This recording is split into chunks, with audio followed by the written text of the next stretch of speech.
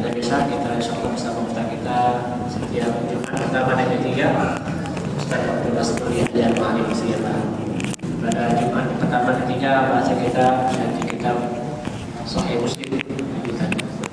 Kedua, ucap salam kita kepada kita Muhammad sallallahu alaihi wasallam. Baik, sebelum Ustaz kita persilakan kembali dari pengurus seperti biasa tidak bosan-bosannya mengajak Bapak Ibu untuk infak sedekah wakaf untuk kegiatan dakwah kita. Insyaallah mudah-mudahan apa yang telah kita berikan menjadi amal jariah, insyaallah menjadi bekal bagi orang-orang yang sudah tinggal di dunia. Yang kedua, insyaallah juga untuk Ahad nanti, Ahad besok insyaallah juga jadwal Ustaz Dr. Nasman Jumat pertama. Kita barangkali sampai di bagian akhir kita terutama di Minggu Sabat dan Minggu Khalaq. Yang kedua, Bapak Ibu, sebelum ini kita pernah mengumpulkan infak sedekah untuk jemaah sesama jemaah kita. Alhamdulillah tadi sudah kita serahkan kepada Pak Abdul Najib yang dari jemaah. Kemudian di grup WA berjumlah 13.900.000 rupiah, 13.900.000 rupiah. Juga kemarin dari Masjid Raya sekitar 1.090.000. Totalnya hampir lebih 14 juta. Dari beliau mengucapkan terima kasih kepada Allah. Mudah-mudahan apa yang kami berikan diberikan Allah nantinya terbaik. Baik, untuk tidak menggunakan kalimat sembari Pak dibuka kepada Ustaz waktu dapat kita sediakan, kita buka dengan baca basmalah.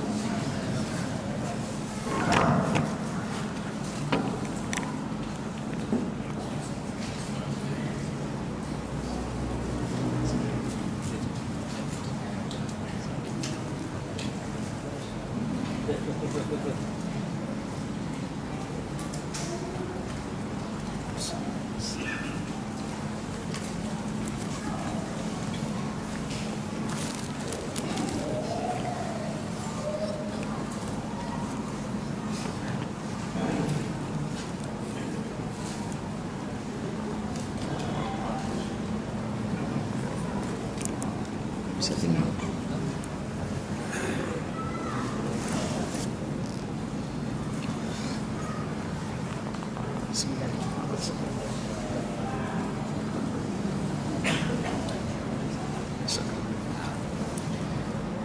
Bismillah.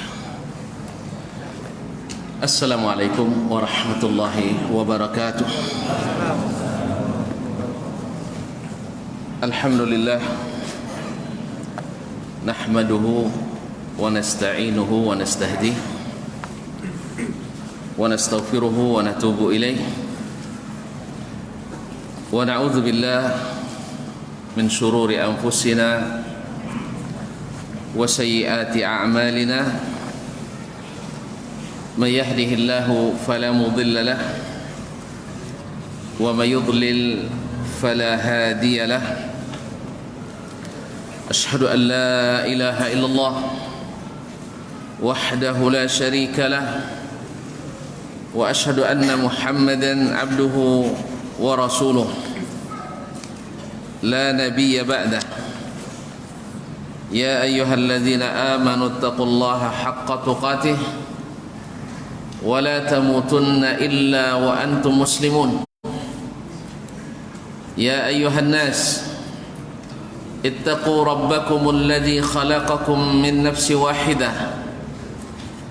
وخلق منها زوجها وبث منهما رجالا كثيرا ونساء واتقوا الله الذي تساءلون به والأرحام إن الله كان عليكم رقيبا. يا أيها الذين آمنوا اتقوا الله وقولوا قولا سديدا يصلح لكم أعمالكم ويغفر لكم ذنوبكم ومن يطع الله ورسوله فقد فاز فوزا عظيما. أما بعد فإن أصدق الحديث كتاب الله وخير الهدي هدي محمد صلى الله عليه وسلم وشر الأمور محدثاتها وكل محدثة بدعة وكل بدعة ضلالة. معاشر المسلمين معاشر المسلمات rahimani Allah wa iyyakum jami'an. Alhamdulillah, kita bersyukur kepadanya atas segala nikmat, rahmat dan karunia yang diberikannya. Dengan nikmat tersebut kita bisa hadir pada kesempatan yang mulia ini di tempat yang dicintai Allah. Ahabul biqa'i ilallahil masajid. Tempat-tempat yang paling dicintai Allah adalah masjid-masjid. Allah kumpulkan kita di sini. Mudah-mudahan dalam perkumpulan yang mendatangkan rahmat. Ta'awun 'alal birri wat taqwa. Tawasi bil haqqi wa tawasi bis sabr. Yang mudah-mudahan berkekalan persahabatan kita sampai di akhirat. Sehingga mudah-mudahan kita saling memberikan dukungan dan syafaat. Karena al-akhillau yawma idzin ba'dhum li ba'dhin adu illa al-muttaqin. Orang-orang yang bersahabat, orang-orang yang saling mencintai, semasa di dunia, di akhirat nanti saling memusuhi, kecuali persahabatan, kecuali perkumpulan, kecuali persaudaraan yang dibangun di atas takwa, kecuali orang-orang yang bertakwa. Oleh itu, mudah-mudahan majlis ini menambah ketakwaan kita sehingga bermanfaat di dunia kita dan lebih-lebih lagi di akhirat kita. Amin. Ma'asyiral kiram yang saya muliakan, salawat dan salam kepada baginda Rasulullah junjungan alam yang insyaallah mengikutinya dan cukup dengan apa yang dia perintahkan dan dia lakukan adalah kemenangan nyata, kebahagiaan di dunia dan di akhirat. Sebaliknya menyimpang dari jalannya atau menambah dalam syariatnya, dikhawatirkan akan membinasakan kita. Nabi katakan, taraktukum alal bayda lailuha kanahariha la yazighu anha illa halik. Aku tinggalkan kalian di atas jalan yang terang benderang, malamnya saja seperti siang, tidak ada yang melenceng daripadanya sedikit pun kecuali binasa. Ya Allah, jauhkan kami dari kebinasaan. Ya Allah, tetapkan langkah kami di atas sunnah Nabi sallallahu alaihi wasallam dan jauhkan dari hal-hal mengada-ngada dalam agama yang telah Rasulmu peringatkan.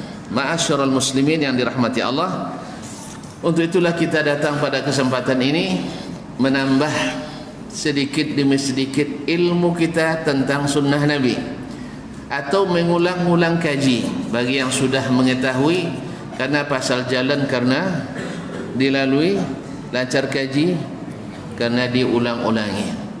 Dan alhamdulillah, mengulang kaji itu bukanlah suatu aib, bahkan dia menjadi ladang pahala bagi kita bersama. Karena berkumpul seperti ini mendatangkan rahmat Allah, dicari-cari majlis kita oleh para malaikat, dan insyaallah di akhir majlis kita dapat ampunan dari Allah Subhanahu wa taala. Qumu maghfuran lakum. Semoga yang menjadi sebab, yang memfasilitasi para pengurus masjid, Allah berikan bagian yang terbesar insyaallah taala. Amin. Kaum muslimin yang dirahmati Allah Subhanahu wa taala, kita sampai pada kitabu atau masih dalam kitabul haid, tentang babud dalil ala anna al-muslima la yanjus atau la yanjas. Dua-duanya boleh. Kalau dibaca yanjas berarti fi'il madhinya najisa, fi'il mudhari'nya yanjasu, fa'ila yaf'alu, fariha yafrahu.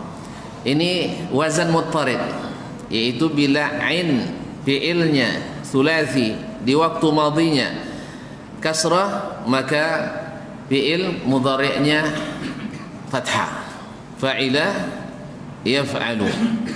Demikian pula kalau dibaca la yanjus dari najusa yanjusu. Fa'ula menurut wazannya tidak datang mudhari'nya kecuali yaf'ulu, yaitu bila dhamma ain fi'ilnya thulathi di waktu madhi, maka mudhari'nya adalah yanjusu. Contoh banyak ndak ngerti ke dia? Ndak apa je ndak masalah. Ikut tu orang kaji mana sekolah darun dulu atau muallimin atau di mana-mana dulu sekolah. Mana ndak atau tak saugi. Baik, kaum muslimin dan muslimat yang dirahmati Allah Subhanahu wa taala. Nya kadang sabu ada pandai bahasa Arab dia orang kan tu masalah. Tak tengok-tengok ken ni. Kamu tengok-tengok ken ni pandai bahasa Arab. Nya sabu orang tak pandai bahasa Arab gira. Tak pandai nahu bahasa Arab, Allah musta'an. Yang tak maaf je apa-apa yang tak jaleh. Tanya ngai bawa kaki buyakan apa lah. Baiklah kaum muslimin dan muslimat dirahmati Allah Subhanahu wa taala. Babud dalil ala anna al-muslima la yanjus aw la yanjas. Bab tentang dalil bahawa sesungguhnya orang Islam itu tidak najis. Orang Islam itu tidak najis. Nah, bab ini ada sebabnya seperti yang akan disebutkan oleh Imam Muslim rahimahullah taala, dan hadis juga dalam Sahih Bukhari. Qala al-Imam Muslim rahimahullah taala haddatsana Zuhair ibn Harb. Qala haddatsana Zuhair ibn Harb qala haddatsana Yahya ya'ni ibn Sa'id qala Humayd haddatsana wa haddatsana Abu Bakr ibn Abi Shaybah wal lafdhu lahu qala haddatsana Ismail ibn Ulayyah عن حميد الطويل عن أبي رافع عن أبي هريرة رضي الله تعالى عنه أنه لقيه النبي صلى الله عليه وسلم في طريق من طرق المدينة وهو جنب فانسل فذهب فاغتسل فتفقده النبي صلى الله عليه وسلم فلما جاءه قال أين كنت يا أبا هريرة؟ قال يا رسول الله لقيتني وأنا جنب فكرهت أن أجالسك حتى أغتسل فقال رسول الله صلى الله عليه وسلم سبحان الله إن المؤمن لا ينجس أو إن المؤمن لا ينجس. الحديث رواه البخاري ومسلم dan sahih. Qala haddatsani Zuhair ibn Harb, telah menyampaikan hadis kepadaku atau telah menceritakan hadis ini kepadaku Zuhair ibn Harb. Itu Zuhair ibn Harb ibn Shaddad al-Baghdadi an-Nasa'i. Qala huwa thiqatun hafiz. Qala haddatsana Yahya ya'ni ibn Sa'id, telah menceritakan kepada kami hadis ini Yahya ya'ni ibn Sa'id, ya'ni ibn Sa'id bin Farrukh al-Qattan. Qala Humayd haddatsana, berkata Yahya bin Sa'id al-Qattan, Yahya bin Sa'id al-Qattan thiqatun imam min ulama al-jarh wa at-ta'dil wa ilal al-hadis, wafat 198 Hijriah. Qala Humayd haddatsana, qala Humayd haddatsana, Humayd menceritakan hadis ini kepada kami. Ini asalnya haddatsana Humaydun, tapi didahulukannya nama Humaydun haddatsana. Ini biasa dalam secara bahasa, tidak ada masalah. Dalam tariqatul ada, dalam menyampaikan hadis juga tidak masalah, cuma jarang, sehingga sebagian ulama hadis memasalahkannya, tidak ada masalah. Yaitu Humaydun haddatsana, Humaid menceritakan atau menceritakan Humaid, sama ya. Humaid menceritakan atau telah menceritakan Humaid, sama. Alhamdulillah. Tapi pada umumnya adalah haddatsana Humaidun. Tapi sini tidak. Qala Humaidun haddatsana. Tahwil pindah ke sanad yang lain, karena Imam Muslim suka mengumpulkan beberapa sanad yang bertemu di tengahnya untuk menguatkan atau untuk menguatkan atau untuk menyebutkan bahawa hadis ini diriwayatkan dari berbagai jalan dan lafaz mana yang dia pilih. Qala wa haddatsana Abu Bakar ibn Abi Shaybah, dan telah menceritakan pula kepada kami, kata Imam Muslim, Abu Bakar ibn Abi Syaibah. Abu Bakar Abi Syaibah masyhur namanya Abdullah ibn Muhammad ibn Ibrahim ibnu Abi Syaibah al-Absi al-Kufi, adalah Syekh Imam Muslim yang paling banyak diriwayatkan hadis daripadanya dalam kitab Al-Jami' As-Sahih ini. Jadi banyak dia diriwayatkan dari Abu Bakar bin Abi Syaibah. Imam Al-Hafiz, wal lafzu lahu, ini lafaz yang disebutkan di matan ini adalah lafaz yang diriwayatkan dari jalan Abu Bakar bin Abi Syaibah. Qala haddatsana Ismail ibn Ulayyah. Ismail ibn Ulayyah telah menyampaikan hadis kepada kami. Ismail ibn Ulayyah, yaitu Ismail ibn Ibrahim ibn Miqsam ibn Ulayyah Al-Asadi Abu Ibrahim Al-Kufi, thiqatun thabt. Ulayyah itu nama neneknya. Jadi sebenarnya dia enggak suka disebut Ibnu Ulayyah, tapi dikenal dengan Ibnu Ulayyah. An Humaydin At-Tawil, dari Humayd ibn Abi Humayd At-Tawil. Humayd bin Abi Humayd At-Tawil thiqatun thabt. An Abi Rafi', dari Abu Rafi' namanya Nufai' maula Rasulullah sallallahu alaihi wasallam atau maula Maimunah. Naam. An Abi Hurairah radhiyallahu taala anhu. Abu Hurairah masyhur Abdurrahman ibn Sakhr Ad-Dawsi, sahabat yang paling banyak meriwayatkan hadis dari Rasulullah sallallahu alaihi wasallam, berkat doa Nabi alaihi salatu wassalam dan kesungguhan beliau dalam mengikuti setiap majlis Nabi alaihi salatu wassalam, bahkan di dalam musafirnya senantiasa mendampingi Nabi alaihi salatu wassalam, sehingga nanti ketika beliau tidak ada akan dicari Nabi alaihi salatu wassalam, ketika tidak nampak akan dicari. Maka dalam hadis ini ceritanya seperti itu, annahu laqiyahu an-nabiy sallallahu alaihi wasallam, bahwa Abu Hurairah bertemu dengan Nabi sallallahu alaihi wasallam, atau Nabi bertemu dengan Abu Hurairah radhiyallahu taala anhu fi tariqin min turuqil Madinah, di salah satu jalan di Madinah. Madinah itu dulu kecil, tidak sampai segodang bangkinang. Bagi yang pernah umrah, ya kotanya, ya kota Madinah itu adalah seluas pekarangan Masjid Nabawi sekarang. Jadi di sudut-sudut tak ponek dia nak. Ya, kalau sudut-sudut tak ponek. Tapi kini ponek kalau musim haji, payah menyelot apa nama gelombang wang tak sekenek kan. Jadi kaum muslimin dan muslimat dirahmati Allah, Nabi bertemu dengan Abu Hurairah di salah satu jalan di Madinah. Wa huwa junub. Padahal Abu Hurairah waktu itu masih dalam keadaan junub. Junub tentunya lain. Alhamdulillah. Junub adalah, tidak perlu sabuin lah, tak faham. Nah, dalam keadaan junub yang mewajibkan mandi besar, artinya dalam keadaan berhadas besar. Fansalla fadhahaba. Karena dalam kondisi seperti itu, Abu Hurairah diam-diam memisahkan diri dari rombongan. Ya, ketika bertemu dia bergabung. Setelah itu dia ingat dia dalam keadaan junub dan belum mandi, maka diam-diam dia insalla, itu maknanya pergi secara diam-diam. Zahaba khufyatan. Jadi kalau dikatakan ada orang masuk diam-diam namanya tasallala. Yatasallalu tasallulan. Itu masuknya. Kalau pergi insalla yansallun silalan. Kata bahasa Arab apa yang malam. Jadi kaum muslimin dan muslimat, kalau tasallala masuknya secara diam. Kalau perginya insalla yansallun silalan, artinya pergi secara diam-diam. Yani insahaba khufyatan, dalam keadaan tanpa minta izin dulu, tanpa minta izin. Makanya dia fansalla, dia memisahkan diri secara diam-diam. Fadhahaba, dan langsung pergi. Kemana perginya? Ya, ke rumah. Faghtasala, dan mandi.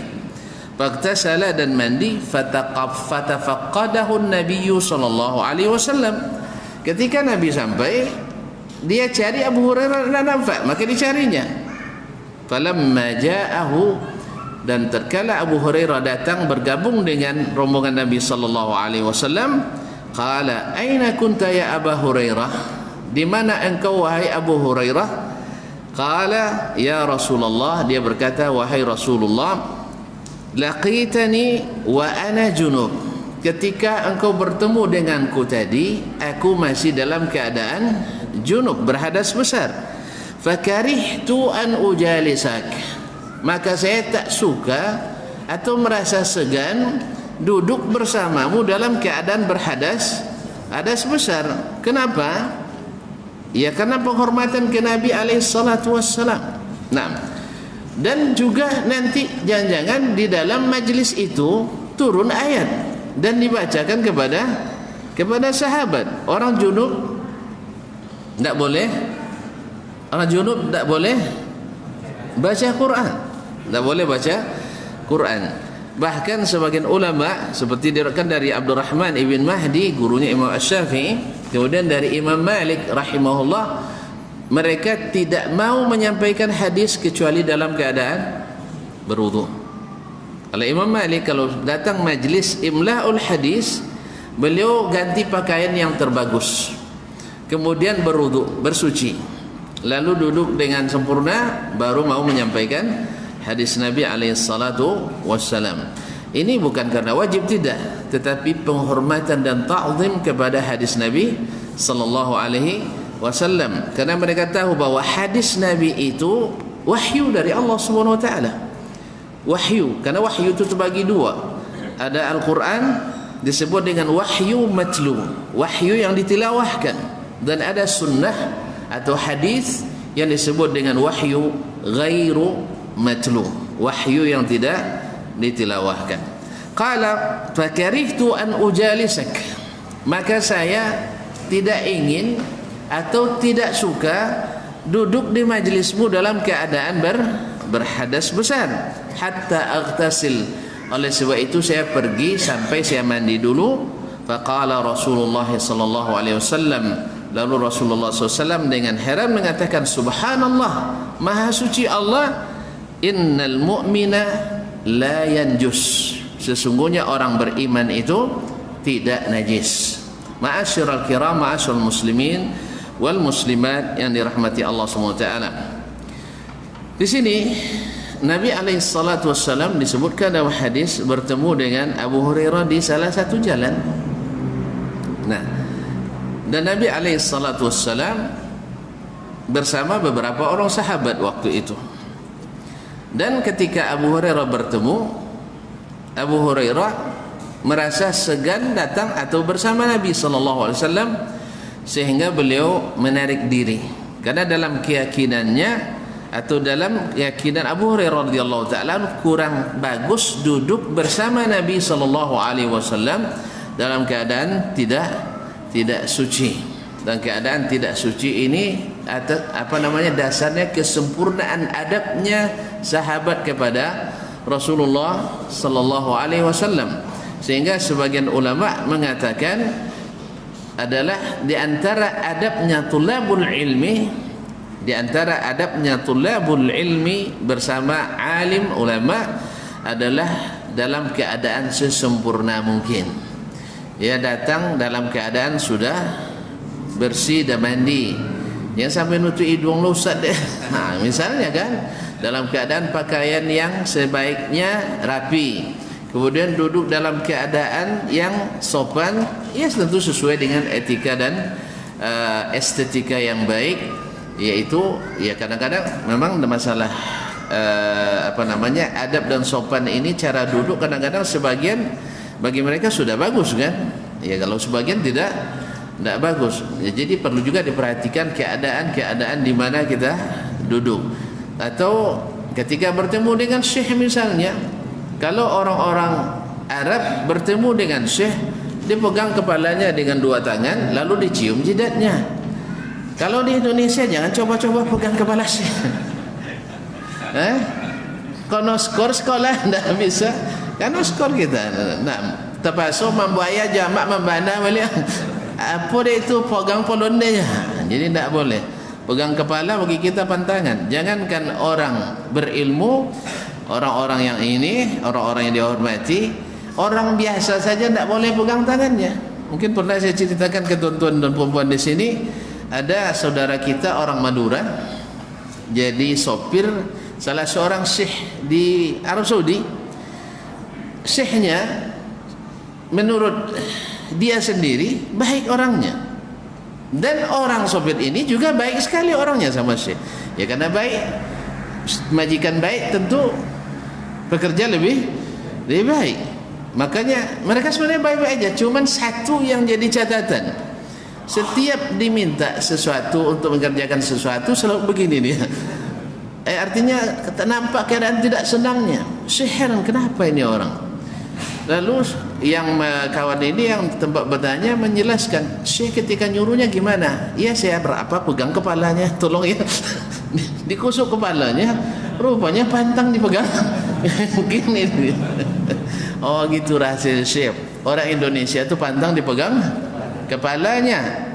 Ya, pantang dipegang kepalanya. Orang Arab dipegang kepala itu ada hormat dan sayang. Jadi tidak sama.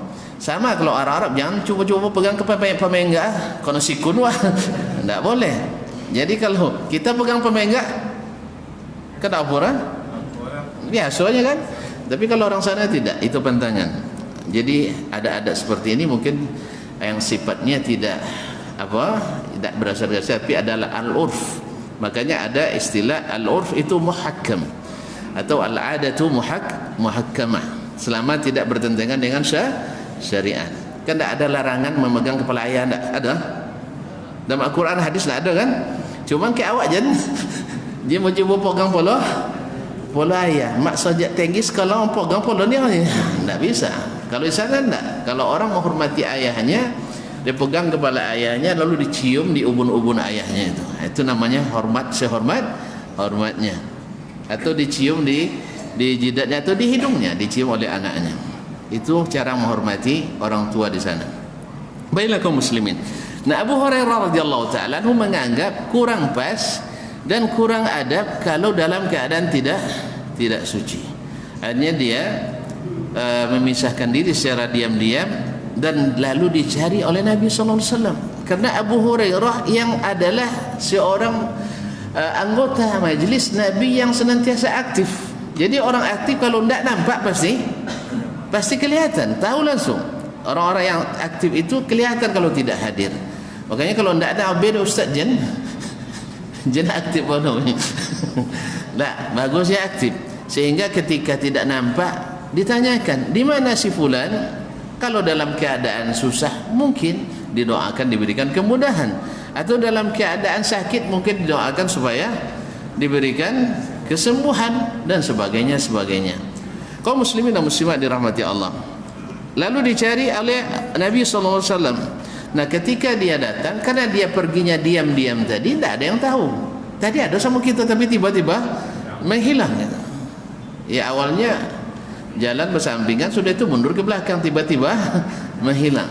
Pansallah, dia pergi tanpa diketahui oleh Rasulullah sallallahu alaihi wasallam karena segan dan ta'zimnya kepada Nabi alaihi salatu wassalam. Tapi lihat kaum muslimin dan muslimat dirahmati Allah.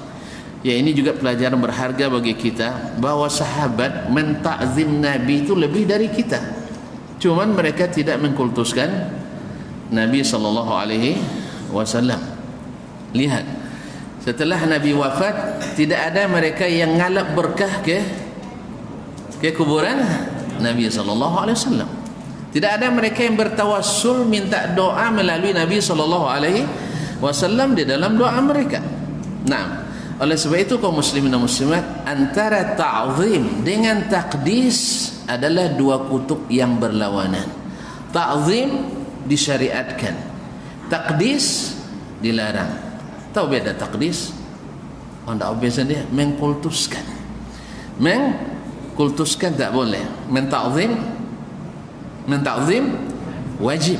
Menta'zim ulama wajib. Menta'zim Nabi lebih wajib lagi. Tapi mengkultuskan Nabi tidak dilakukan oleh as-salafus salih, karena mengangkat derajat Nabi di atas derajat yang telah ditetapkan Allah untuknya adalah melampaui batas, sehingga mereka tidak meminta ke jasad Nabi sallallahu alaihi wasallam, dan tidak meminta ke kuburan Nabi sallallahu alaihi wasallam, dan tidak mengkeramatkan. Ada namanya tuh kuburan keramat. Kuburan Rasulullah ada? Enggak ada. Enggak ada kuburan keramat. Di Madinah enggak ada kuburan keramat. Ada tuan-tuan tahu? Saya 15 tahun di sana, enggak ada tulisan kuburan keramat Abu Bakar, kuburan keramat Utsman, Ali bin Abi Talib, sahabat Abi Waqqas, pada mereka orang-orang jamin masuk surga. Begitulah kalau ajaran Allah dan Rasulnya sallallahu alaihi wasallam itu tegak. Karena kita hanya boleh mentakdis Allah Subhanahu wa taala.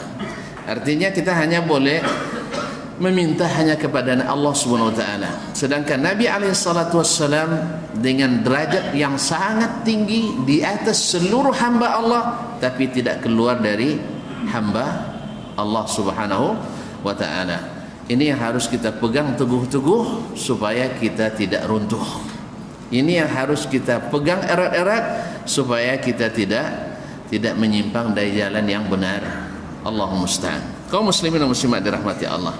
Jadi mereka mentakzim Nabi tapi tidak mengkultuskan Nabi sallallahu alaihi wasallam lebih dari derajat kemanusiaannya dan kerasulannya.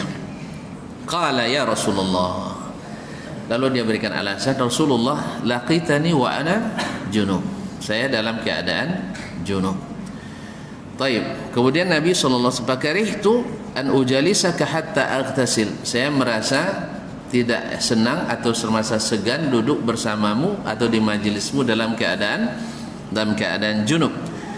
Lalu Nabi sallallahu alaihi wasallam berkata, subhanallah. Nabi takjub, heran, apa yang menghalangi kamu duduk bersama saya dalam keadaan junub?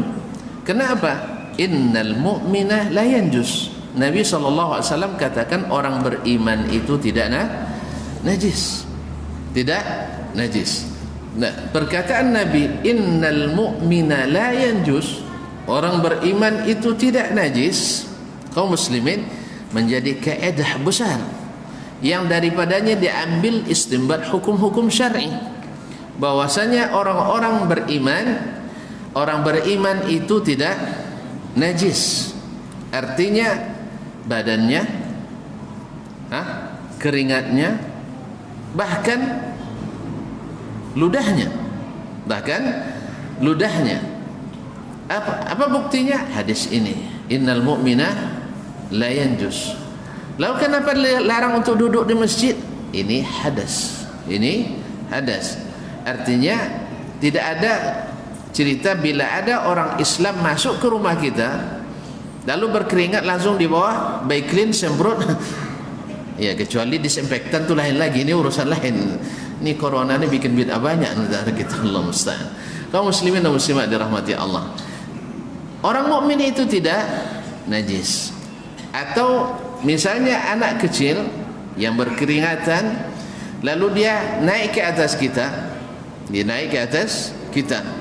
kemudian mungkin muncrat air liurnya ke baju kita, boleh dipakai salat? Boleh, karena dia tidak najis. Itulah sebabnya kenapa orang Islam itu, kenapa orang yang meninggal atau mayat itu dimandikan. Seandainya dia najis, boleh dimandikan? Pindah najis ke awak. Iya tak? Andainya dia najis lalu kita mandikan, pindah najis ke kita? Pindah najis? Pindah. Makanya bukti bahwa orang Islam tidak najis, matinya saja tidak najis, sehingga boleh dimandikan.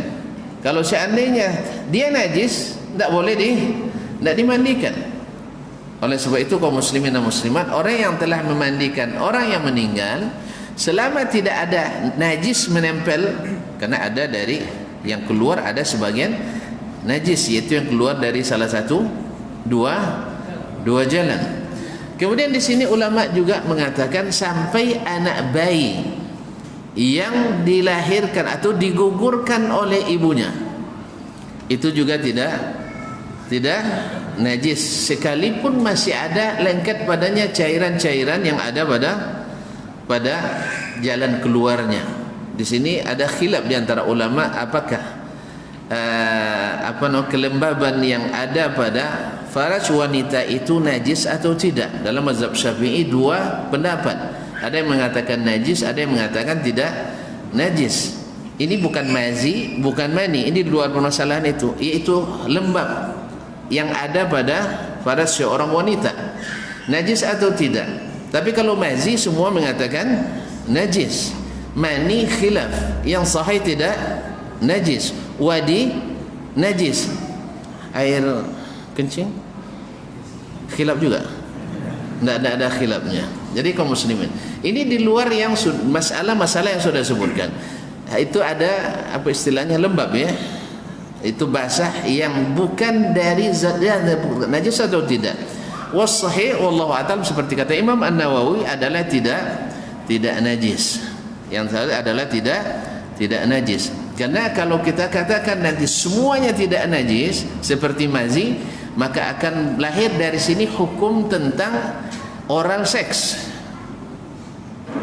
Kaji dewasa, ya, sekira paham oral boleh atau tidak.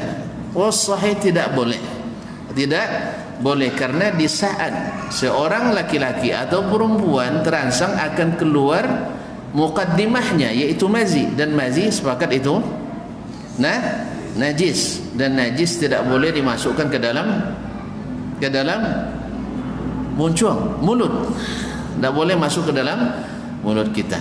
Oleh itu kaum muslimin dan muslimat dirahmati Allah, maka oral seks itu bukanlah manhaj Islami, tidak boleh dilakukan oleh seorang muslim dan muslimah. Allah musta'an. Kaum muslimin dan muslimat dirahmati Allah. Kemudian orang Islam tidak najis, ini mahallul ijma', adalah ijma' bagi di antara ulama kaum muslimin. Ada riwayat mu'allaq dalam Sahih Bukhari, artinya tidak disebutkan sanadnya, mu'allaq bi sighatil jazm, bahwasanya innal mu'min la yanjusu hayyan wa mayyitan, dari Ibn Abbas radhiyallahu taala anhu, perkataannya bahwa seorang mukmin itu tidak najis baik hidup maupun mati. Nah, ini keadaan orang Islam. Jadi seorang muslim dan muslimah itu tidak najis. So kalau najis menyusahkan nanti pas meninggal, yang mengampani konoloh dia najis, tepat solih dibasuh. Abi basuh tangan tu sudah mubun najis, basuh lagi tangan dan seterusnya. Makanya mukmin itu tidak najis. Oleh sebab itu, maka seorang mukmin boleh makan bersama dengan mukmin yang lain, bahkan boleh saling memberi yang dipegang oleh tangan yang lain. Tapi tentu saja tegak bersih tidaknya ini harus diperhatikan, ya, karena memang jangankan untuk saling dipipian daging untuk awak makan musamu, kadang banyak yang belum makan sepinggan, banyak yang belum bisa satu nampan. Saya pertama makan dengan orang lain, ya, keluarga sering. Orang lain di waktu itu di Arab dapatlah kawan Afrika. Ya, subhanallah.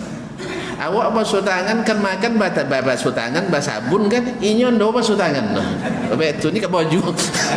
Astagfirullahalazim. Ya. Asuri itu pipian lagi yang untoro dah, aben kawak dah. Astagfirullah. Atau bahasa pakai ahli takwil nukut itu dan takwilkan nan apa tu dabu-dabu tadi lah dimakan sodor. Kini bagaimana Allah berhasil, Allah musta'an. Kenapa kalau tidak diambil? Itu cara orang itu memuliakan kita. Jadi orang-orang luar negeri kalau memuliakan kita sambil makan itu, daging tu disuir tu awak dah, ben ke awak dah. Artinya kecik makan je lah, tidak perlu menyolosin apa namanya, tidak perlu payah-payah pipi. Kadang kalau salah-salah pipi kan terlantap apa, tak tambu kan. Jadi gitulah kaum muslimin dan muslimat. Akhirnya belajar juga kadang-kadang untuk menahan diri. Alhamdulillah. Jadi artinya ini tidak najis. Kaum muslimin dan muslimat yang dirahmati Allah Subhanahu wa taala, kemudian bahwasanya di situ juga diambil dalil bahwa orang yang dalam keadaan junub maka boleh untuk hadir di majlis-majlis ilmu selain masjid, karena masjid ada hukum khusus. Masjid ada hukum khusus, seseorang tidak boleh berdiam di masjid dalam keadaan junub. Adapun haid terjadi perbedaan pendapat ulama, orang haid boleh atau tidak. Sebagian mengkiaskannya kepada junub hadas besar, haid hadas besar. Kemudian zahir atau istinbat dari hadis Ummul Mukminin Aisyah radhiyallahu taala anha, kepada Nabi sallallahu alaihi wasallam minta kepadanya, nawilinil khumrata minal masjid, tolong ambilkan ala solat saya di masjid. Lalu dia alasan, ya Rasulullah inni haid, saya sedang haid. Berarti seolah-olah maklum dari Ummul Mukminin Aisyah, orang haid tak boleh di masjid. Lalu Nabi berikan alasan, inna haidataki laysat biyadiki, haidnya kamu tidak di tanganmu, kamu kan ngambil hanya dengan tangan, dan haid itu tidak ada pada tanganmu. Wallahu taala alam. Kaum muslimin dan muslimat dirahmati Allah Subhanahu wa taala. Kemudian Abu Hurairah, Nabi alaihi salatu wassalam menjelaskan bahwa orang-orang mukmin baik laki-laki maupun perempuan tidak najis, baik hidup maupun sudah meninggal. Sekarang masalahnya orang-orang yang tidak Islam, najis atau tidak? Babeji terpasung buayu tu asal musafir buayu semuanya. Sebab nanti bangku-bangku di pesawat, bangku di bus, bangku di taksi, bangku di ruang tunggu, kan banyak bekas najis, nanti bahaya kita. Ya tak? Kalau dihukum mereka najis, pasti mereka berkeringat. Yang namanya perjalanan pasti berkeringat. Walaupun di taksi ada AC, di ruang tunggu ada AC, tapi menjelang sampai, apalagi luik-luik, panggilan terakhirnya kan, panggilan terakhir wak di lubuk, pasti akan berkeringat. Kalau dia najis, keringatnya najis. Kemudian kalau dia berikan makanan ke kita dengan tangannya, maka harus kita basuh dulu. Es krim bocor basuh. Ini kaum muslimin dan muslimat, wallahu taala alam was-sahih, bahwa orang-orang kafir sendiri jasadnya tidak najis. Adapun hadis ayat Al-Quran dalam surat At-Taubah itu, innamal musyrikuna najasun, orang-orang musyrik itu najis, maksudnya adalah najis akidahnya. Najis akidahnya artinya supaya kita tidak tidak menyukai orang kafir.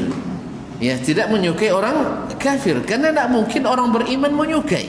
Tidak menyukai itu biasa. Ini jangan salah paham berarti kita radikal, tidak. Sebab saya tidak mungkin menyukai semua orang, betul? Betul? Tidak mungkin menyukai orang. Kalau sempat menyukai semua orang, marah istri saya nanti. Iya, asal nampak perempuan saya suka, tidak. Cuman tidak boleh menzalimi, dan tidak boleh mengambil hak dengan cara batil. Jadi beda antara cinta dengan memberikan hak. Tuan-tuan, mohon maaf kaum muslimin, ketika belanja misalnya di Lado Indomaret juga, Allah nawo, lah maju bangkina, masya Allah, lah maju. Kaum muslimin beli di Indomaret misalnya, yang punya orang Islam pun tak bikin nama orang Islam, enggak orang Islam. Tapi boleh enggak tak dibayar? Tak bisa tak dibayar. Kasir nak Islam kira punya. Itu haknya, wajib dibayar. Siapa yang tidak bayar ditangkap, dihukum. Kalau sempat mencuri harta orang kafir, cukup syarat-syaratnya, yaitu dicuri dari simpanan sampai harganya 1/4 dinar, dipotong tangannya. Oleh sebab itu kaum muslimin dan muslimat, cinta lain, memberikan hak lain. Jelas? Kalau sampai cinta sudah bahaya, tuan-tuan. Nah, sesama muslim saja, sesama muslim kita kan mesti saling mencintai, betul? Tapi ada enggak di antara kita yang saling membenci? Itu pun tak. Berarti radikal ya. Berarti radikal. Tidak. Karena tidak mungkin antum mencintai bandar narkoba. Mungkin? Ini Islam? Hah? Babe masabuin. Muslim. Tak mungkin antum mencintai bandar judi. Sah? Benci mana? Boleh dibenci tak bandar judi? Boleh. Tapi dia orang Islam. Satu bangsa dan satu negara dengan kita. Ya mesti. Mereka orang berdosa. Mesti kita tak mungkin kita cintai orang berdosa. Nah, mana yang lebih berat dosanya? Koruptor atau kufar? Betul lah. Ya betul. Korupsi ngambil harta kita. Orang kafir belum tentu ngambil kita. Kaum muslimin muslimat dirahmati Allah SWT. Orang kafir lebih besar dosanya daripada orang korupsi. Nah, antum benci tak sama orang korupsi? Benci? Terus orang kafir? Lebih lagi.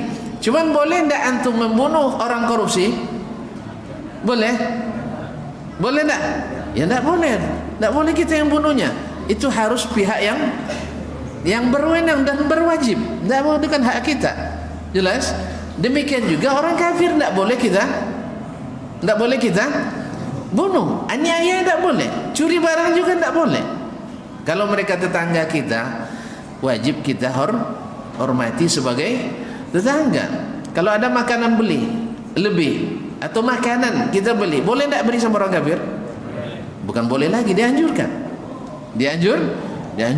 Oleh itu kaum muslimin dan muslimat dirahmati Allah, orang kafir itu aman tinggal bersama orang Islam. Orang kafir aman tinggal bersama orang Islam. Maka Islam tak mungkin radikal. Kalau ada umat Islam yang radikal, berarti tidak menjalankan Islam dengan benar. Kalau ada orang Islam menakutkan, berarti tidak menjalankan Islam dengan benar. Cuman memanglah kaum muslimin, orang-orang yang berbuat jahat selalu takut pada orang yang berbuat baik. Biasa? Ya biasa itu. Orang-orang yang baik selalu awas terhadap orang yang tidak baik. Masa antum sudah tertipu 3 kali masih juga Dah tertipu 3 kali masih juga baik sangkaannya? Antum pernah tertipu? Saya pernah tertipu tak? Berapa kali?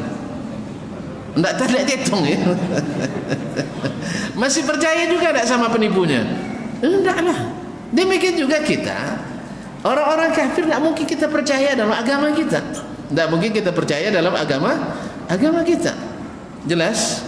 Nah, oleh itu kaum muslimin dan muslimat dirahmati Allah, kembali ke masalah kita tadi, bahwa orang kafir tidak najis badannya. Ayat itu maknanya adalah najis akidahnya, najis keyakinannya, najis ajarannya. Maka kita tidak boleh. Kenapa disebut dengan najis oleh Allah? Supaya kita tak mencintai, tak suka sama sekali dengan apapun yang berbau kekufuran. Karena iman itu mengharuskan benci pada kekufuran. Siapa yang suka pada kekufuran pasti tidak kuat imannya. Salah satu syarat daripada la ilaha illallah, mesti nafikan seluruh kekufuran, baru kita isbat iman. Jelas? Dan itu tidak mengganggu orang lain. Kita tak akan mengganggu orang lain dengan keyakinan ini. Sama kok, orang kafir juga menganggap kita, orang kafir menganggap kita orang kafir. Antum tahu enggak, orang kafir itu bilang kita masuk neraka. Sama. Bahkan kita disebut lebih parah, kita domba yang binatang nyawa tu. Awak lain manusia je sabuknya lah. Sah? Kita bilang orang kafir, mereka bilang kita domba yang kalau domba tu sasek boleh dibantai. Itu masalahnya, bahaya kaum muslimin dan muslimat. Domba tak tahu tuan punya orang, maka cilok-cilok dah. Jadi tak bisa. Jadi sebenarnya semua agama yang beragama secara benar meyakini yang di luar agamanya masuk masuk neraka. Maka umat Islam tidak salah, dan mereka dalam keyakinan mereka tidak salah, sah. Cuman kita tidak boleh membenarkan mereka, sebagaimana mereka juga tak membenarkan kita. Kalau dia yang awak masuklah ke awak, kan gitu. Oleh sebab itu kaum muslimin, maka adillah kita dalam menghukum. Kenapa umat Islam tak boleh sebut orang kafir, lalu orang kafir sebut kita domba yang tersesat. Mau jadi domba? Kobek lah. Kaum muslimin dan muslimat. Nah, orang Yahudi bilang kita umamiyin. Tahu umamiyin? Tak jawab biasa dia. Itu orang untuk lendak abe. Untuk lendak abe itu tiap mau jawab apa nyuang. Kaum muslimin dan umamiyin itu adalah bangsa babu. Tahu babu? Bangsa babu, tahu tu babu? Pembantu tapi tanpa pamrih. Dalam keyakinan mereka selain Yahudi diciptakan untuk menjadi pelayan orang Yahudi. Dia opong juga beliau dia orang Yahudi. Itu keyakinan mereka. Silahkan mereka berkeyakinan. Tapi jangan tolak pada pilihan macam itulah. Jelas? Kalau awak keyakinan kita orang Yahudi, orang-orang tongkau. Selalu mungkir janji. Dan kenyataan memang seperti itu. Beratus-ratus resolusi antara kaum muslimin dengan Yahudi selalu dilanggar oleh orang Yahudi. Oleh itu kaum muslimin dan muslimat, maka tidak patut dikatakan kalimat kafir adalah kalimat yang harus dihindari. Tidak bisa. Karena kita juga dikafirkan oleh orang kafir. Kita juga dianggap dalam istilah mereka, silakan. Istilah kita, ya begini, Al-Quran menyebutkan, hadis menyebutkan, dan kita lebih terhormat orang kafir. Kalau kita disebut domba yang setelah domba sosek lah. Jadi lebih parah. Dan kita tidak marah, tidak masalah. Silahkan sebut, iya tak? Tapi jangan sabut depan kami. Wan domba sosek kami tidak boleh. Sama-sama sebagaimana kita juga tak pernah mengatakan ya kafir ta'al sini, tidak ada, kita tidak ada bilang. Iya kan? Kalau ada orang Cina kita panggil apa? Toke malah dipanggil, ya. Ya toke, kadang koko kan?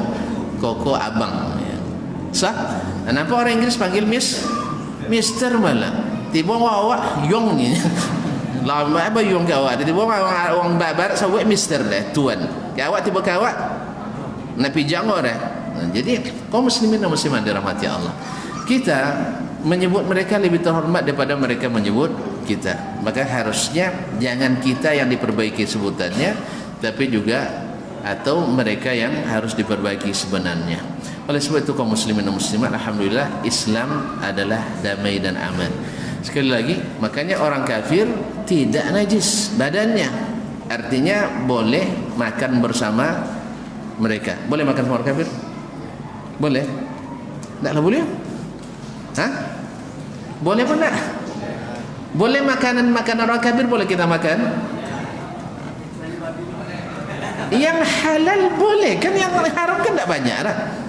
Yang halal boleh tak dimakan? Dia pembantunya mbak kita orang muslimah misalnya, masak dibeli daging dari pasar halal, tengok kamera cuanya halal dari MUI misalnya. Sudah itu yang masak orang Islam, yang punya makan ini yang masak orang Islam, boleh makan situ? Boleh ibunya makan gay? Ambil ada ambil ayam tawar boleh ambil?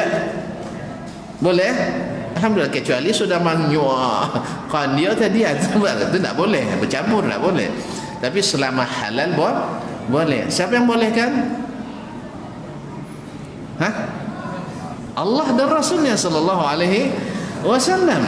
Nabi sering diundang makan oleh orang Yahudi. Datang Nabi, makan dia, makan. Bahkan sampai Nabi diracun oleh seorang wanita Yahudi. Allah musta'an. Jadi boleh makan. Makanya suka nampak dan makan je orang kafir jembang indah. Boleh makan dalam keadaan kita dalam keadaan damai. Oleh itu kaum muslimin dan muslimat dirahmati Allah, makan dengan orang kafir boleh. Cuman kenapa mereka disebut najis dalam ayat? Supaya kita tidak mencintai mencintai kekufuran dan orang kafir. Mas waktu saya, apa nak sambut?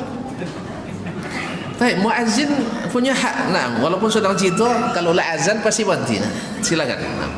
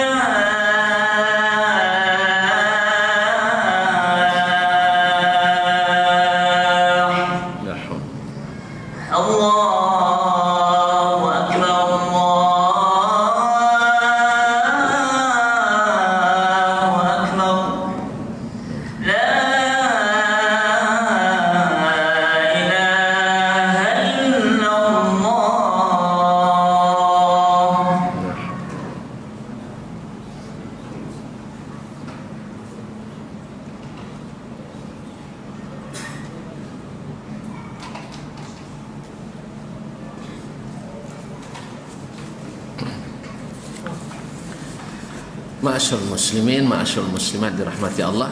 Jadi kemudian Imam Al-Muslim rahimahullah menyebutkan hadis yang kedua dalam bab ini.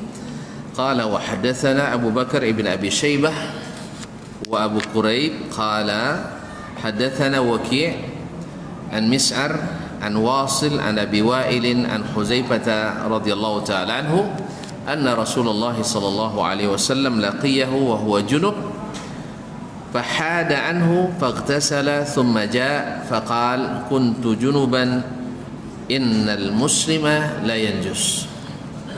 وحدثنا أبو بكر ابن أبي شيبة yaitu Abu Bakar bin Abi Syaibah Abdullah ibn Muhammad ibn Ibrahim Al-Absi Al-Kufi thiqatun hafiz, wa Abu Quraib dan Abu Quraib yaitu Muhammad ibn Al-Ala ibn Quraib Abu Quraib Al-Kufi thiqatun. Qala, keduanya berkata, Hadatsana Waki' telah menceritakan hadis kepada kami Waki' yaitu Waki' bin Al-Jarrah Ar-Ru'asi Abu Sufyan Al-Kufi thiqatun imam, guru daripada Imam Asy-Syafi'i rahimahullah.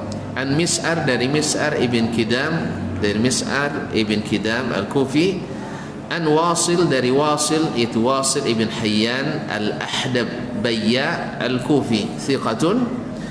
An Abi Wa'il, ada Abu Wa'il yaitu Syaqiq ibn Salamah Al-Kufi juga thiqatun. An Huzaifah, dari Huzaifah yaitu Huzaifah ibn al-Yaman sahibu sirri Rasulullah sallallahu alaihi wasallam, yaitu yang dipercaya oleh Nabi sallallahu alaihi wasallam menyimpan rahasia nama-nama orang munafikin di Madinah. Nama-nama orang munafik di Madinah disebutkan oleh Rasulullah sallallahu alaihi wasallam kepada Huzaifah dan disuruh untuk tidak dipublish, tidak diumumkan kepada masyarakat. Maka pada masa itu Umar radhiyallahu taala anhu datang kepada Rasulullah Umar radhiyallahu taala datang kepada Huzaifah dan mengatakan, hal sammani Rasulullah sallallahu alaihi wasallam indak, apakah Rasulullah sallallahu alaihi wasallam menyebutkan namaku dalam daftar tersebut? Maka Huzaifah mengatakan tidak. Huzaifah mengatakan tidak. Kaum muslimin dan muslimat dirahmati Allah SWT, hadis ini berkana Rasulullah sallallahu alaihi wasallam laqiyahu, bahwa Rasulullah sallallahu alaihi wasallam bertemu dengannya wa huwa junub, dan dia junub, fahada anhu, lalu dia hada yakni adala anhu, memisahkan diri daripadanya. Faghtasala, lalu mandi. Thumma ja, kemudian datang kepada Rasulullah sallallahu alaihi wasallam. Faqala, lalu dia sebutkan alasannya bahwa dia tadi dalam keadaan junub. Lalu Nabi katakan, innal muslima la yanjus, bahwa seorang muslim itu tidak najis. Ma'asyiral kiram, ma'asyiral muslimin wal muslimat dirahmati Allah Subhanahu wa taala, bahwasanya kesimpulan daripada pelajaran yang dapat diambil dari hadis ini, yang pertama sesuai dengan bab, bahwasanya orang Islam itu tidak najis, baik laki-laki maupun perempuan, baik dalam kehidupan maupun dalam keadaan sudah meninggal. Maka yang keluar dari tubuhnya seperti keringat atau seperti air mata yang tidak disebutkan secara nas najisnya, maka tidak najis, termasuk su'rul mu'min, termasuk air liurnya. Maka disebutkan dalam banyak riwayat bahwa Nabi SAW dan para sahabat, dan khususnya dengan para istrinya, selalu minum dari cangkir yang sama. Bahkan Nabi SAW sengaja mengambil minum dari bekas bibir istrinya minum, atau makan dari bekas gigitan istrinya, seperti makan buah dan sebagainya. Bahkan Nabi SAW sengaja makan dari situ. Kalau seandainya najis, tentu tidak akan diminumnya. Bahkan Nabi sebutkan secara nas, su'rul mu'min la yanjus, yaitu su'rul mu'min, yaitu ludah seorang mukmin itu tidak najis. Andainya kalau sempat kawan salah meludah, kono dia punggung awak, ya, awak dok pergi musaji misalnya kan, tidak perlu ganti baju. Cuman kok babaun, ya tahan-tahan sekalian lah kaum muslimin muslimat dirahmati Allah. Yang kedua, adab yang disebutkan dalam hadis tadi, kemudian dalam hadas besar pun tetap tidak najis, tidak najis. Kaum muslimin dan muslimat dirahmati Allah SWT, yang ketiga, bahwa di antara adab talibul ilmi, orang yang sedang menuntut ilmu kepada para ulamanya, adalah tampil dalam keadaan yang sebaik-baiknya, walaupun itu tidak wajib sifatnya. Wallahu ta'ala a'lam. Wih, ternyata ada yang menarik pertanyaan tapi tidak berkaitan dengan hadis. Baik. Kaum muslimin dan muslimat, ada 3 pertanyaan ini. Jadi Assalamualaikum warahmatullahi wabarakatuh. Jadi apa kesimpulan, boleh wanita haid masuk masjid, Ustaz? Saya katakan masuk boleh, tapi menetap di masjid tidak boleh. Khilaf bermang. Sebagian mengqiyas atau mengambil ilahnya dilarang ke masjid itu adalah karena takut mengotori masjid. Dan ilah ini wallahu ta'ala lemah, karena di zaman Nabi walaupun tidak ada softtek, tidak ada pembalut, tetapi mereka juga menggunakan pembalut yang lain, yaitu seperti kain perca dan sebagainya, atau kapas. Mereka sudah gunakan dari itu. Jadi alasannya bukan karena takut kena najis, tidak, tapi karena hadas. Maka illah kuatnya adalah masalah hadas besar. Maka yang berhadas besar tidak menetap di masjid. Kemudian dijawab oleh ulama yang lain bahwa kenapa dibolehkan, orang junub tak boleh, orang haid tak boleh? Boleh, karena orang junub dia sendiri bisa bebas dari junubnya, sedangkan orang haid tak bisa bebas dari junubnya sebelum selesai. Maka mereka membedakan hukum ini.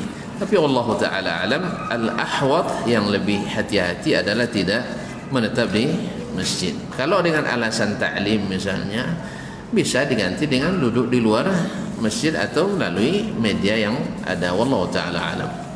Memang ada yang membolehkan. Assalamualaikum warahmatullahi wabarakatuh. Sebagian ulama berdalil dengan hadis tawassulnya Nabi Adam alaihissalam dengan Nabi SAW yang diriwayatkan oleh Imam Al-Hakim dalam Al-Mustadrak, dan hadis ini adalah hadis tidak sahih. Disebutkan Ibnu Jauzi maksud di antara hadis palsu, yaitu ketika Nabi Adam alaihissalam melihat di Arasy tertulis di situ Allah Muhammad. Jadi Allah di kanan, Muhammad di sebelah kiri. Makanya di sini banyak dibuat orang di masjid, di rumah, jadi Allah Muhammad. Akhirnya seolah-olah ini satu derajat antara Allah dengan Muhammad sallallahu alaihi wasallam. Ini salah satu kekeliruan akibat daripada hadis yang palsu. Dan dilihatnya di situ nama Muhammad. Lalu dia bertanya, siapa Muhammad? Maka ini adalah Rasulullah paling mulia di antara anakmu. Dan hadis ini tidak sahih, bahkan dihukum palsu oleh Imam Ibnu Jauzi dan lainnya. Wallahu alam. Kemudian dengan kisah Imam Malik dan Abu Ja'far al-Mansur, ini disebutkan dalam kitab fikih Imam Maliki misalnya, bahwa Abu Ja'far al-Mansur ketika selesai haji dan umrah disuruh oleh Imam Malik rahimahullah untuk datang ke kuburan Nabi sallallahu alaihi wasallam dan bertawassul kepadanya, kepada Allah SWT dengan kehormatan Nabi sallallahu alaihi wasallam. Kemudian juga setelah itu bertawassul dengan Abu Bakar kepada Rasulullah sallallahu alaihi wasallam. Ini kaum muslimin dan muslimat, matanya saja menunjukkan kebatilannya. Matanya sudah menunjukkan kebatilannya. Wallahu taala alam. Ini tidak diriwayatkan secara sahih dari as-sahabatu radhiyallahu taala anhum ajma'in. Bolehkah melaksanakan Jumat di ballroom hotel disebabkan sedang ada acara di hotel tersebut? Melaksanakan solat Jumat. Solat Jumat kaum muslimin dan muslimat dirahmati Allah wajib pertama di perkampungan. Yang kedua bagi orang yang menetap. Kalau antum sedang musafir tak wajib solat Jumat. Nah, apakah boleh solat Jumat di selain masjid atau tidak? Sebagian ulama mensyaratkan mesti di masjid, dan mesti di masjid jami'.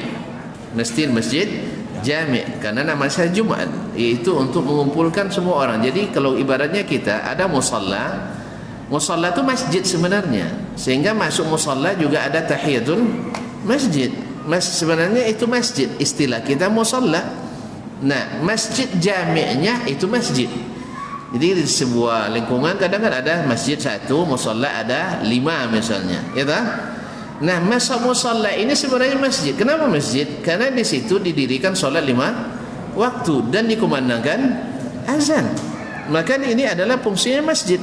Masjid cuma tidak masjid jami'. Apa sebab? Tidak dirikan Jumat di situ. Sebagian mensyaratkan. Bagi yang mensyaratkan masjid, otomatis di ballroom hotel tidak disyariatkan untuk melakukan solat Jumat.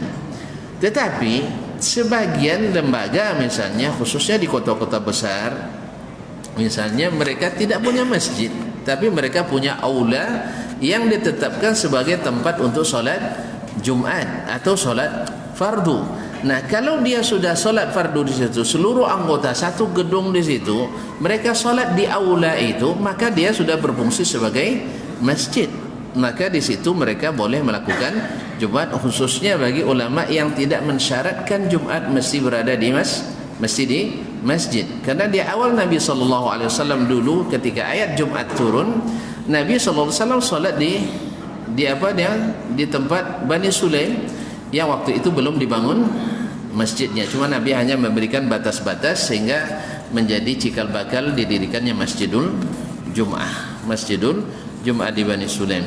Siapa yang nanti ke Quba misalnya, jalan ke Quba sebelah kirinya, kalau tak berganti jalan sekarang, ya maka itu ada namanya Masjidul Jum'ah, tempat Nabi solat Jumat pertama dulu di situ. Wallahu taala alam. Jadi kalau seandainya kondisinya antum sedang musafir dan ada acara di sana dan itu tidak biasa digunakan tempat solat berjamaah, maka antum tak wajib solat Jumat. Tapi kalau seandainya memang sudah biasa digunakan tempat solat di situ, bagi yang tidak mensyaratkan solat Jumat mesti di masjid, maka sah solat Jumat walaupun tidak di masjid. Wallahu taala alam. Nah, silakan Pak. Ya dulu kadang menggotu, kadang tak ada semua sekalian. Baik, silakan. Ya. Nah, tidak ada bernajis. Kalau tak nampak najisnya, tidak apa-apa. Nah, kecuali nampak tonggok situ. B1, B2 kan. Ya, bekas kan dicuci. Kan dicuci. Ini masalahnya kadang. Jadi kan najis kan ada bila anjing menjilat bejana seseorang mesti disamak 7 kali. Nah, apakah ini khusus yang dijilatnya atau bekas tempat masaknya juga disamak? Atau pas kena pakaian kita juga disamak? Hah? Kau ni baju ada disamak? Tak, cukup dicuci. Karena ini cukup khusus dengan bejana tempat kita makan. Wallahu a'lam. Nah, dan Nabi tidak saya tidak tahu Nabi mempertanyakan ini tempat najis atau tidak. Maka kita tidak boleh mencari sesuatu yang tidak jelas. Nah, wallahu a'lam. Nah, contoh di hotel misalnya Pak, mohon maaf, di hotel kadang kan ada makan yang halal, ada yang tidak halal. Tu baidu dulu pinggan. Enggak. Insyaallah wallahu a'lam. Kan sudah dibasuh.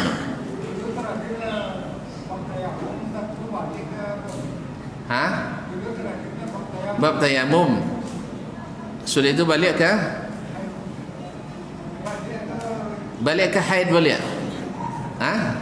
6. Memang ada sebagian mempermasalahkan tertib hadis ini dalam Sahih Muslim. Sebagian mengatakan Imam Muslim sebenarnya belum sempat merevisi kembali sahihnya ini. Belum sempat merevisi. Buktinya judul bab ini bukan Imam Muslim yang buat. Judul nama kitab, nama apa? Beliau hanya sempat menyebutkan hadis-hadisnya. Tetapi sudah hadis per bab, cuman belum membuat nama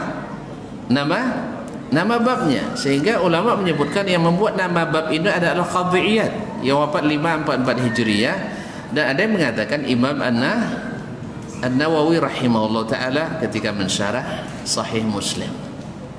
Jelas? Jadi emang ada yang bermaksud tadi sudah sampai tayamum kok tiba-tiba haid balik lama. Jadi wallahu taala alam, nampaknya Imam Muslim belum sempat merevisi tertibnya tadi. Tapi kan tak masalah ya. Alhamdulillah.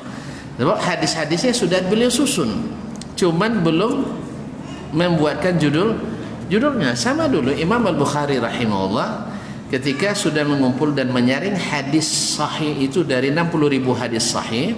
Kapan dia buatkan babnya? Setelah beliau istikharah, dan itu di Raudhah Asy-Syarifah di Masjid Nabawi.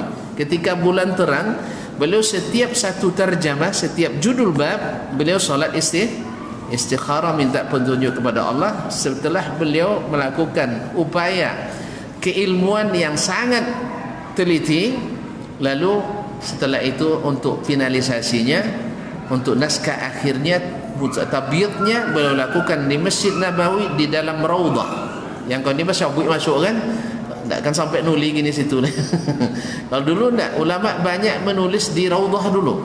Dan Imam Al-Bukhari setiap menuliskan judul satu bab, maka beliau istikharah salat dua rakaat. Sebagian riwayat mengatakan setiap hadis malah. Kalau sempat setiap hadis, beliau solat 2 rakaat satu hadis. Asal hadisnya ada sekitar 4.000 hadis, maka 4.000 kali 2 8.000 rakaat dia solat.